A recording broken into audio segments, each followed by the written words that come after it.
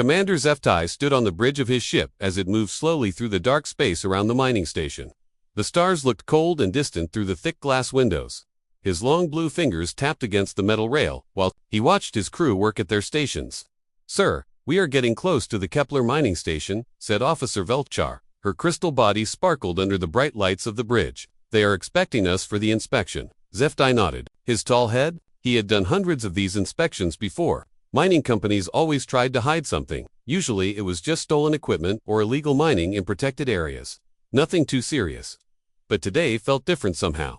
The mining station grew larger as they got closer. It was a huge metal structure floating in space, with long arms reaching out like a giant spider. Bright lights blinked along its surface. Ships moved in and out carrying loads of precious metals and crystals. Commander called another crew member from across the bridge. "I am picking up strange readings from the lower levels of the station. There are rooms down there that are not on any of the official maps we were given." HFY walked over to look at the scanner display. Green lines showed the shape of the station, but there were dark spaces that should not be there. Hidden rooms. His experience told him this meant trouble. "Prepare the boarding shuttle," he ordered. "Full inspection team. Bring the deep scanners." 20 minutes later, HFY and his team were walking through the metal corridors of the mining station. The air smelled of oil and hot metal.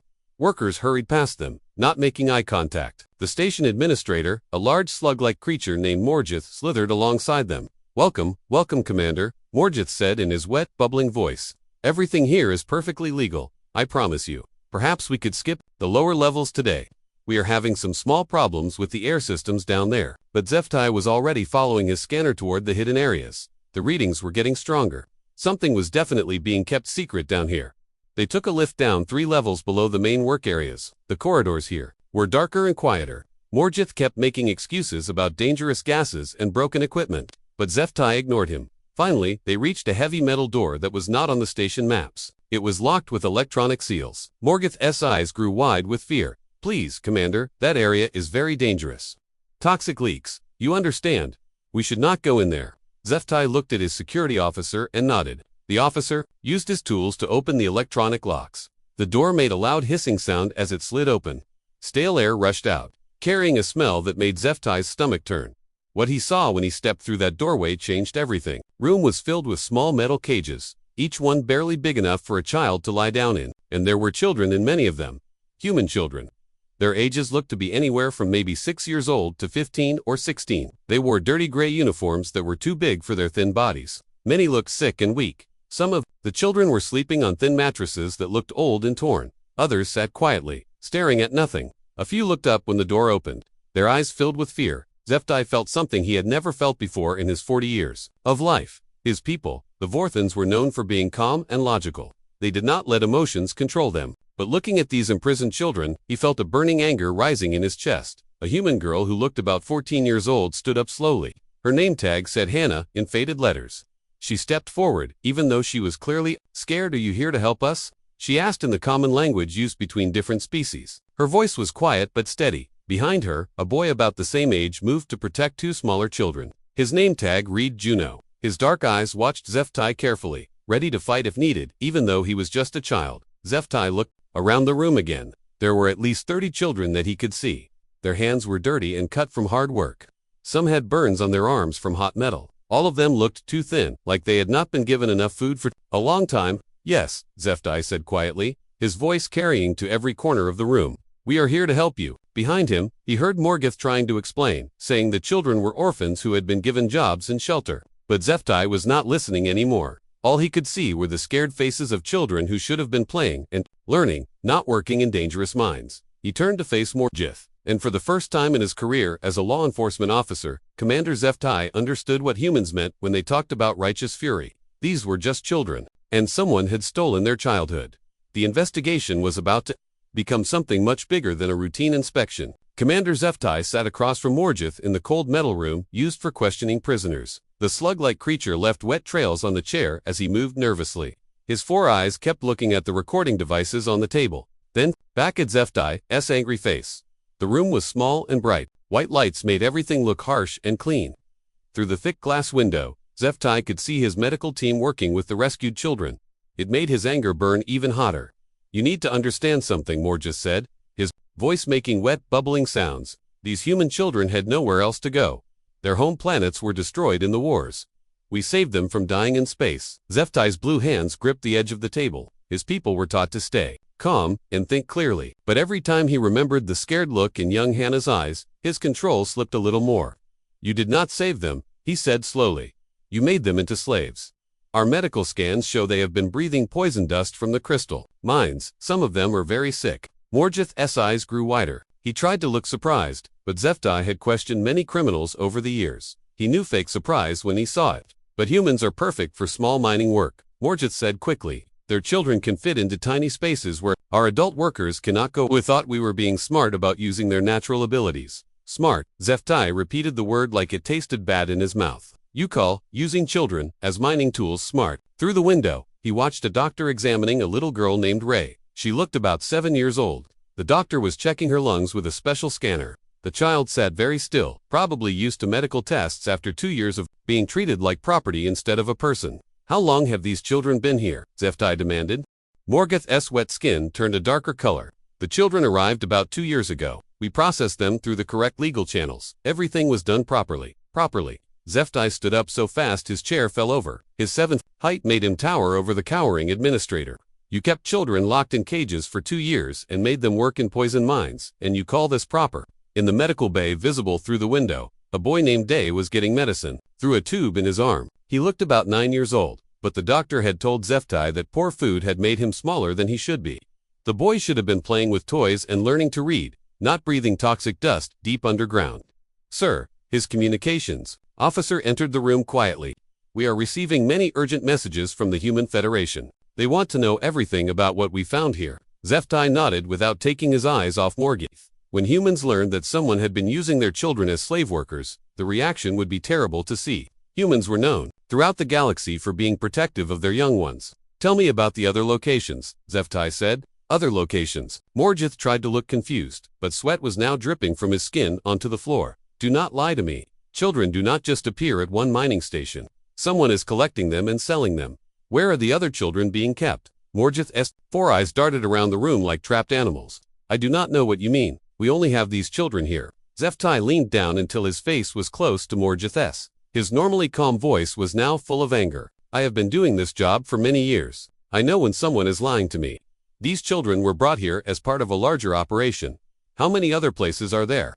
Through the window, he saw a girl named Nara talking to one of his officers. She was about 10 years old and kept asking when she could see her parents again. The officer had to explain gently that they were still looking for any family members who might have survived the destruction of her homeworld. The children keep asking about their families, Zephty said quietly. They remember having parents and brothers and sisters. They were not orphans when you took them, were they? Morgeth's skin turned an even darker color. Some might have had family members who were thought to be dead. In the confusion of war, mistakes can happen. Zephty felt his famous fourth in control finally break completely. You separated children from their families and called it a mistake. He walked to the window and looked at the children in the medical bay.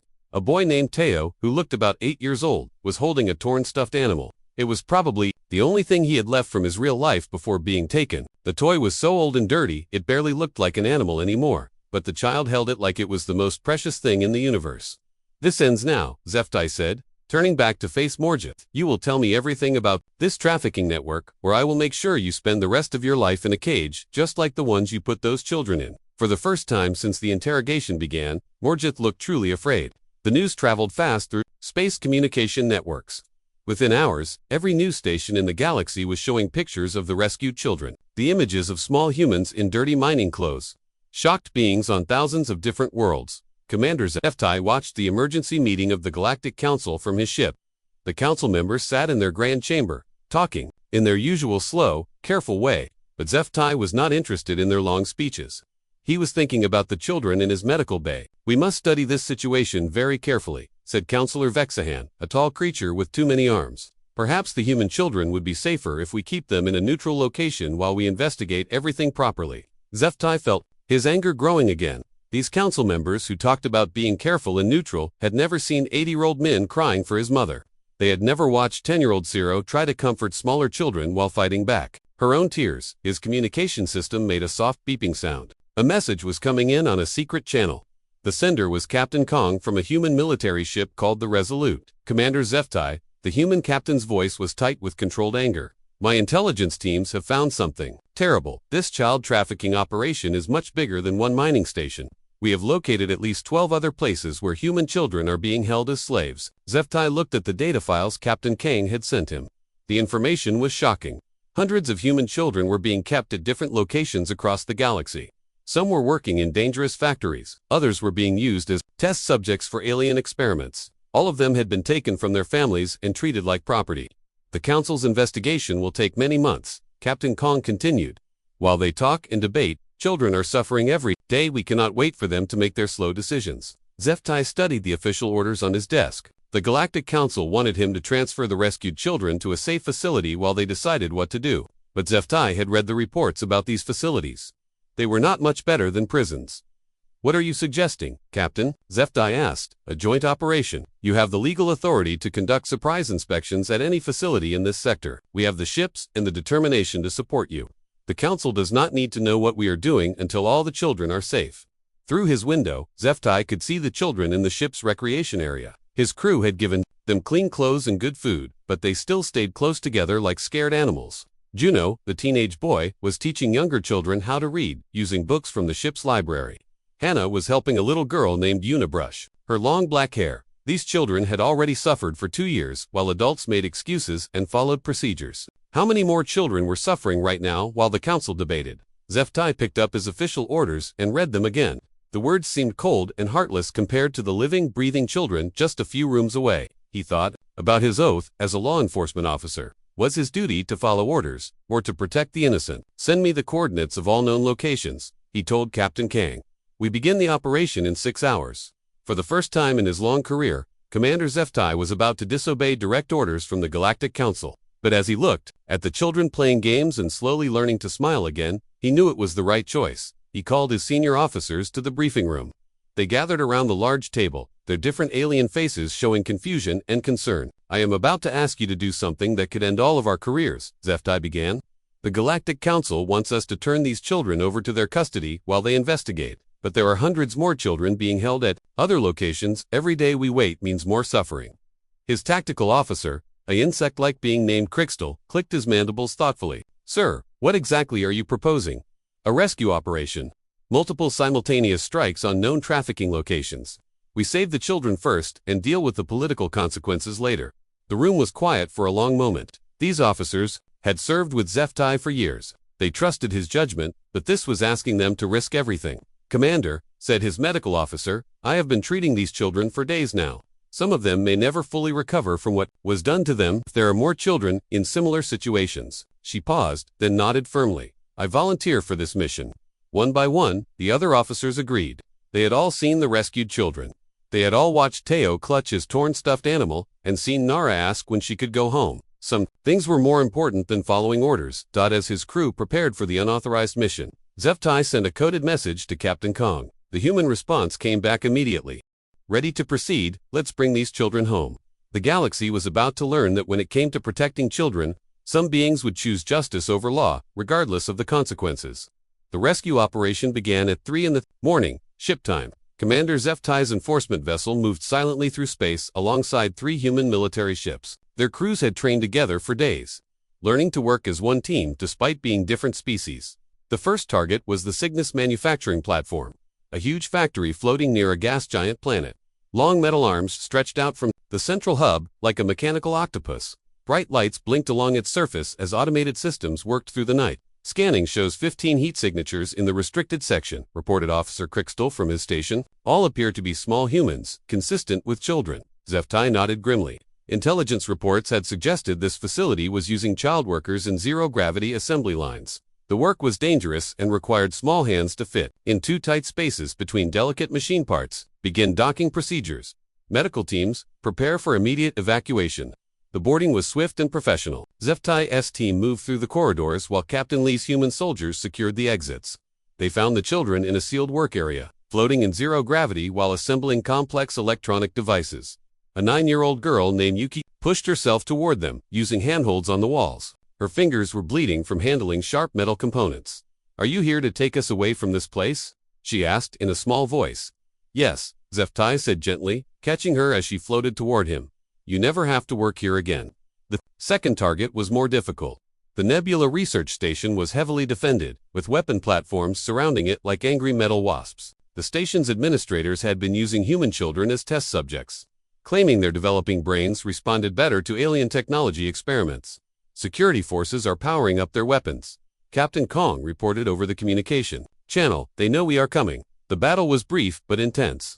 Bright energy beams lit up the darkness of space as the human ships engaged the defense platforms. Zeftai watched in amazement as the human crews fought with a precision and fury he had rarely seen.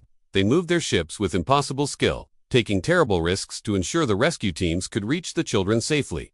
Inside the research station, they found 12 children in medical bays connected to strange machines with wires attached to their heads. A 13-year-old boy named Wu had scars across his arms from repeated injections, but he still helped carry the younger ones to the evacuation shuttles. They hurt us to see how our brains work, he explained to Zeftai as they moved through the corridors, but we looked after each other.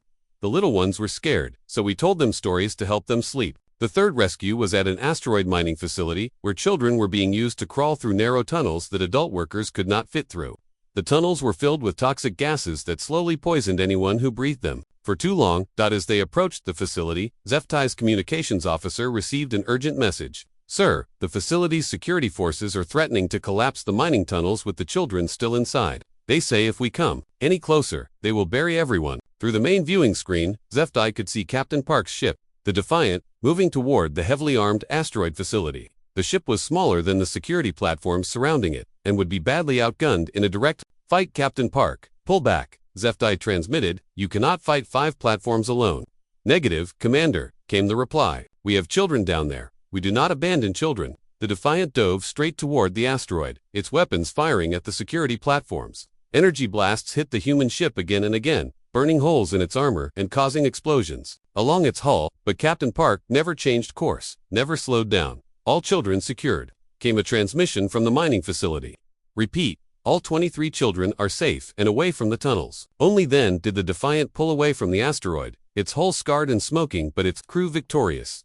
The last child they rescued that day was a 6-year-old named Yoon. She had been forced to crawl through waste pipes filled with toxic chemicals because she was the smallest worker they had. When Zeftai's medical officer found her, she was unconscious from breathing the poisonous fumes. As the medical team worked to save little Yoon's life, Zeftai stood in the corridor watching Captain Park's crew tend to their wounded. The humans had risked everything to save children they had never met, from a species that was not their own. They had fought against impossible odds and somehow won. Commander, his medical officer reported, the child will recover. Her lungs were damaged, but she is young and strong. She will heal. Zeftai looked through the medical bay window at all the rescued children.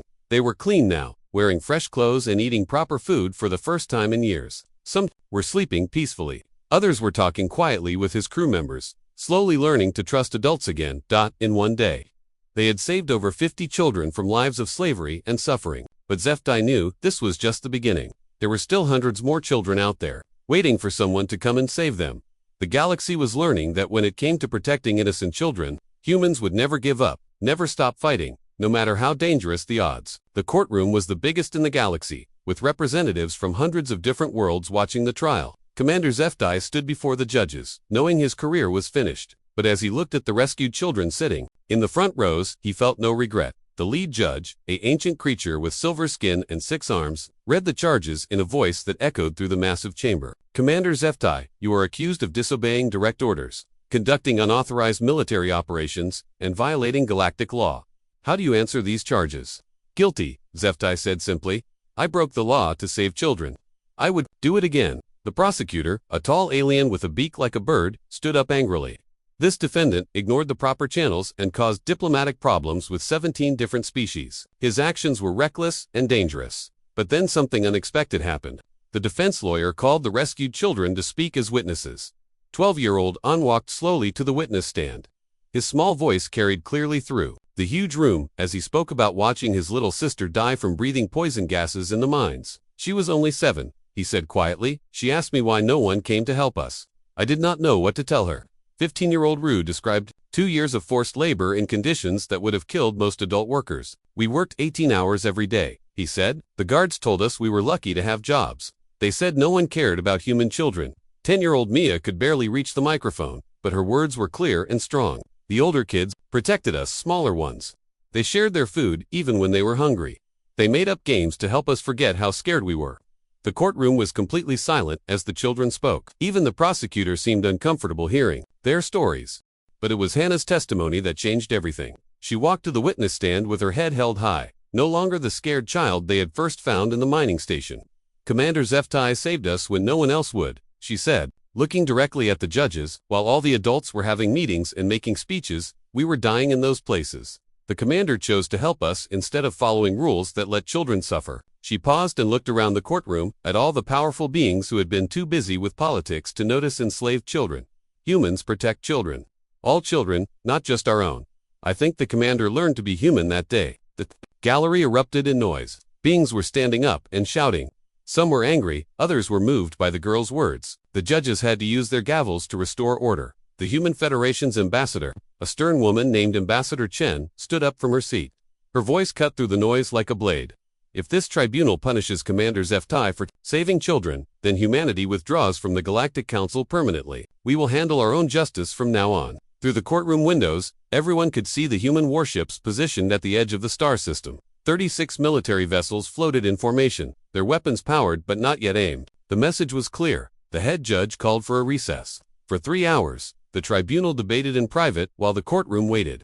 Finally, they returned with their decision. After hearing all testimony, the head judge announced, "This tribunal finds that the trafficking of sentient children is a crime against all civilized species. The charges against Commander HFY are dismissed. Furthermore, we are establishing new laws for the protection of all children throughout the galaxy." The courtroom exploded in cheers and applause. The children rushed forward to hug HFY, their small arms barely reaching around his tall frame. In the weeks that followed, the Terran protocols became the strongest child protection laws in galactic history. A new position was created, Child Advocacy Commander for the Galactic Enforcement Division.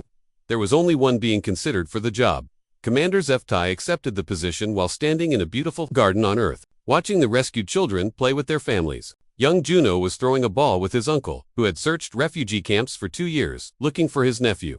Little Teo had finally let go of his torn stuffed animal when his grandmother found him and held him tight. Hannah walked over to where HFY stood watching the reunions. She was taller now, healthier, with bright eyes that no longer held the haunted look of a prison survivor. "Thank you," she said simply. HFY knelt down to her level, his voice gentle. "You taught me something important, Hannah. You taught me that protecting children is more important than following bad laws." She smiled, the first completely happy expression he had ever seen from her. "My father used to say that protecting children is not just a human thing. It is what good people do, no matter what planet they come from."